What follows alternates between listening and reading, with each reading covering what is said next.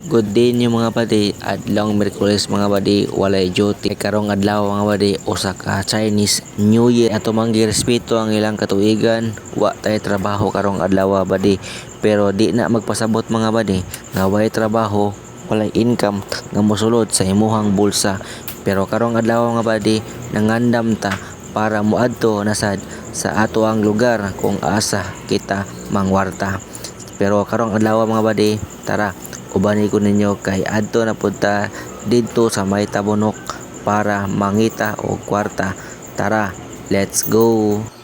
So karon mga buddy, padong na ko ngadto sa may planta dito sa may Linaw Lipata, no? Dito ra na locate, dito ra na plastada ang amuang planta mga buddy. Kung kinsa tong gustong nangita mga pulutan o uban pang mga sudanon, so kontaka lang ko ninyo kato akong gipang baligya mga buddy. Pero sa tinuod lang yun mga buddy, no, gimingon na ba ko rides mga buddy nga adtog lugar nga grabing layo mga buddy ba, nga excited na kayo nya ipadong pauli mga buddy. Ayahay lagpasirit kay tungod gikapoy giduka gutom.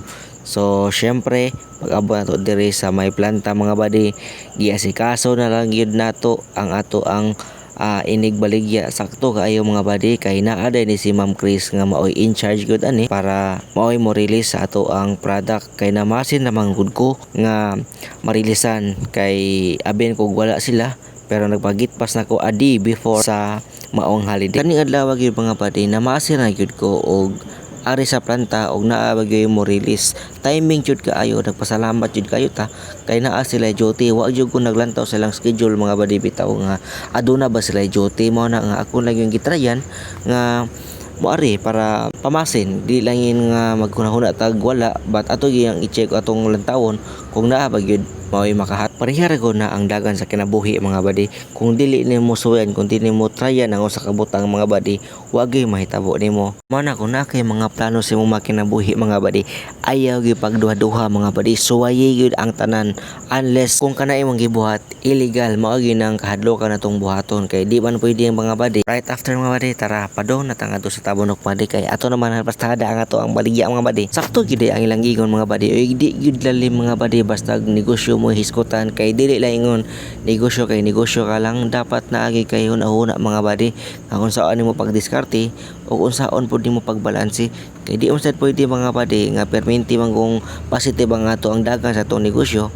Mao na mga buddy, right after na abot ta diri sa ato ang lugar mga buddy. So naara ta diri mga buddy sa may Tinong dapit mga buddy. So nagpakilid ako mga buddy kay naabot na gud sa punto mga buddy nga gipairog ko sa kilid nga dili lang yun sa ilhang atubangan kay murag maalihan man gud ang ilang mga baligya mga buddy. Buddy nga nagpasalamat asad ko kay gipairog ra ko, wa jud ko pahawa ang mga buddy.